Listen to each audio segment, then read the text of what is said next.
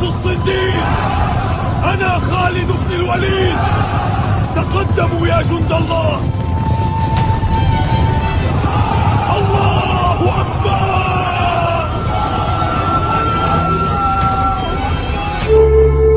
खालिद इब्न अल वालिद का जन्म मक्का की घाटी में हुआ था, जहां रेगिस्तान ही इंसानों को गढ़ता है। एक बालक का जन्म आराम के लिए नहीं, बल्कि एक अजेय युद्ध नायक बनने के लिए हुआ था, जो महानतम सामंतों में से एक की संतान था। कुरैश बानु मखजुम के नेता वालिद इब्न अल मुगीरा ने नहीं किया। वह कोई साधारण बच्चा नहीं था जो रेत में खेलता हो, बल्कि वह अपनी तलवारों की चमक में अपना भविष्य देखता था। उसे चेचक हो गया था, जिससे उसके बाएं गाल पर एक निशान रह गया, लेकिन इसने उसकी कमजोरी नहीं बढ़ाई, बल्कि उसकी दृढ़ता को और मजबूत कर दिया। खालिद घुड़सवारों का प्रशिक्षण देखा करता था और उनकी गलतियों को किसी के कहने से पहले ही समझ जाता था। यहाँ तक कि उसके पिता ने कहा, यह तो योद्धा का दिमाग है। तलवार थामना उसके लिए स्वाभाविक था। वह इस सोच के साथ बड़ा हुआ कि सम्मान ही उसकी सांस है और शक्ति ही उसका लक्ष्य है। उसकी जाति को केवल युद्ध और सैन्य मामलों के लिए ही समर्पित किया गया था, खासकर कुरैश में। इसीलिए उसने मक्का के रेगिस्तान के बीच कठोर सैन्य माहौल में परवरिश पाई।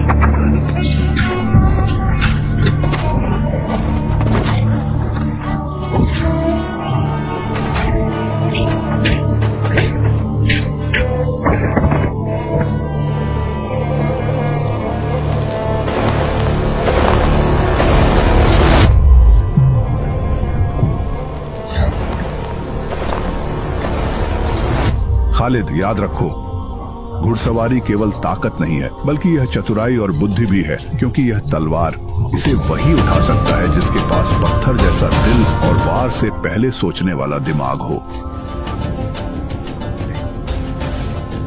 मैंने समझ लिया अब्बा, मैं इसे उठाऊंगा और इसकी झंकार से पूरे अरब को गूंजा दूंगा। ये युवक बचपन से ही युद्ध और लड़ाइयों में पला बढ़ा। उसकी प्रचुरता ने उसे काम करने की जरूरत से मुक्त कर दिया और वह पूरी तरह युद्ध के लिए समर्पित हो गया। ने उसे काम करने की जरूरत से मुक्त कर दिया और वह पूरी तरह युद्ध के लिए समर्पित हो गया। उसने केवल घुड़सवारी और युद्ध की सभी कलाएं सीखी थीं और अब वह हर तरह के हथियारों का इस्तेमाल करने लगा था। उसका शरीर मजबूत हो गया था।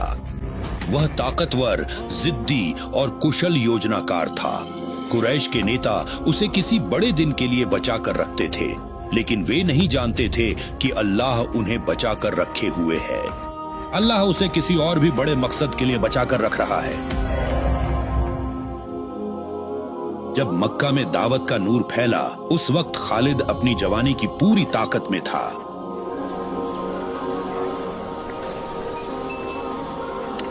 ए कुरैश के लोगों, मोहम्मद एक नए धर्म की ओर बुला रहे हैं। क्या हम इस नबूवत के उनसे ज्यादा हकदार नहीं हैं? आखिर हम उम्र और रुतबे में उनसे बड़े हैं। लेकिन खालिद ने इन सब बातों की परवाह नहीं की। वह मूर्ति पूजा करने वालों में से नहीं था, लेकिन वह ईमान लाने वालों में भी नहीं था। इसलिए उसने दावत के प्रति तटस्थ रुख अपनाया। उसका दिमाग अकीदे से ज्यादा तलवारों में उलझा रहता था। फिर भी दावत उसके सामने से यूं ही नहीं गुजरी, बल्कि उसके दिल में एक छुपा हुआ असर छोड़ गई, एक ऐसा असर जिसे वह सालों बाद ही समझ सका।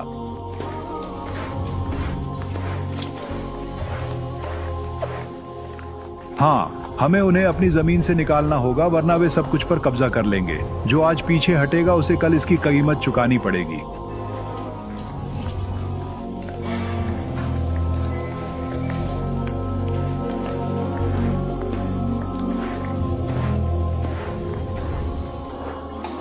रुको,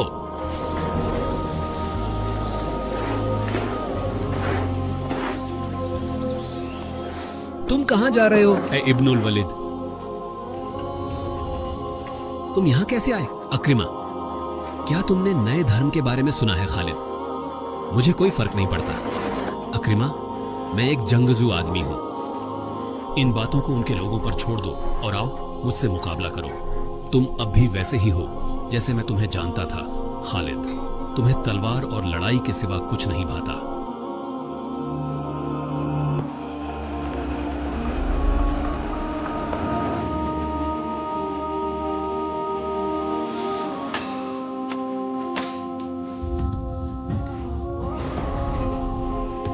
हाँ?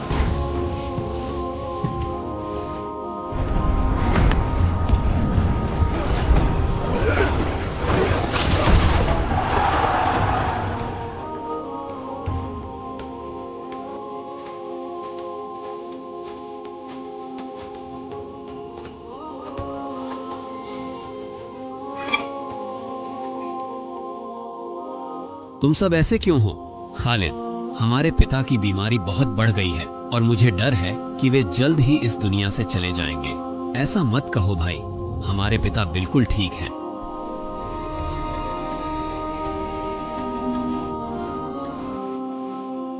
मेरे बच्चों,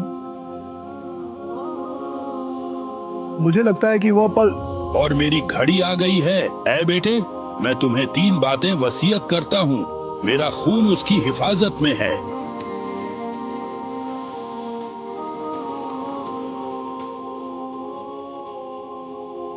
अब्बा, क्या आप मुझे सुन रहे हैं?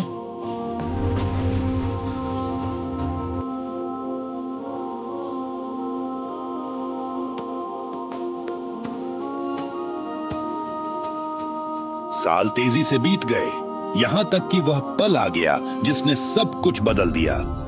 मुसलमानों और कुरैश के बीच पहली असली लड़ाई, बद्र।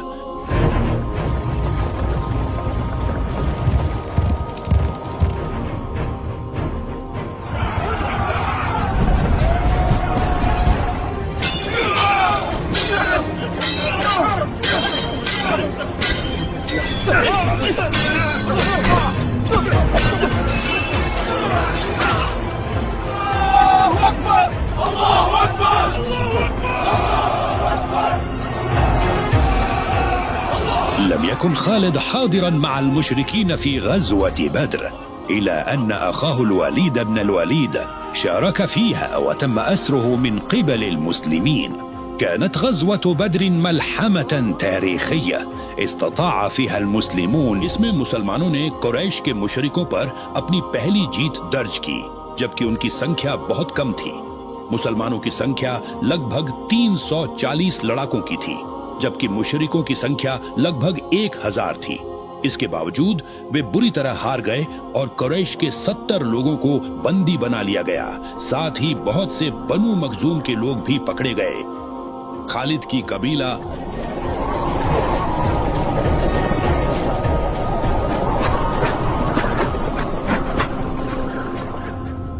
क्या सच में मैंने जो सुना वह सही है? क्या तुम लोग बद्र में हार गए? क्या तुम हमारे उदास चेहरे नहीं देख रहे? कैसे? यह कैसे हो सकता है? 300 आदमी कैसे कुरैश के 1000 लड़ाकों को हरा सकते हैं? मुझे नहीं पता, मुझे नहीं पता। ऐ खालिद, मुझे ऐसा लगा जैसे जमीन हमारे पैरों के नीचे से हिल रही हो। मैंने अपने पिता को, जो कुरैश के सरदार थे, अपनी आंखों के सामने मारा जाता देखा और कोई कुछ भी नहीं कर सका। मुझे डर ने पूरी तरह जकड़ लिया था, इसलिए मुझे युद्ध से पीछे हटने के अलावा कोई और उम्मीद नहीं दिखी। धिक्कार है तुम सब पर, तुमने मेरे भाई और मेरे चचेरे भाइयों को बंदी बना छोड़ा।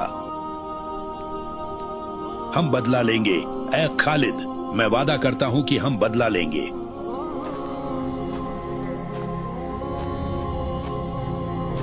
क्या हम इस तरह हार गए? क्या हम इतनी आसानी से हार गए? क्या यही हमारी किस्मत है? क्या हिशाम, क्या तुम हो? हाँ मेरे प्यारे भाई। तैयार हो जाओ, हम कल सुबह यथरिब जाएंगे फिरौती देने के लिए। हमारे भाई वलीद के लिए वे कितनी रकम चाहते हैं? 4000 दिरहम। ठीक है, तो फिर सच में हमें बुरी तरह हराया गया है। हाँ, चलो।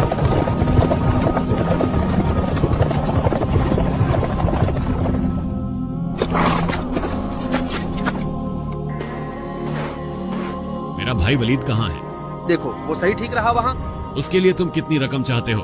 मुझे लगता है तुम जानते हो खालिद, ठीक है, तो ये रहे पूरे 4000 दिरहम। वलीद इब्न वलीद की बेड़ियां खोल दो, उसकी फिरौती अदा कर दी गई है। शुक्रिया भाई, तुम्हारी वापसी पर स्वागत है। तुम्हारा भी स्वागत है भाई, तुमसे मिलकर खुशी हुई। चलो चलते हैं, आओ मक्का लौट चलें। चलो चलते हैं।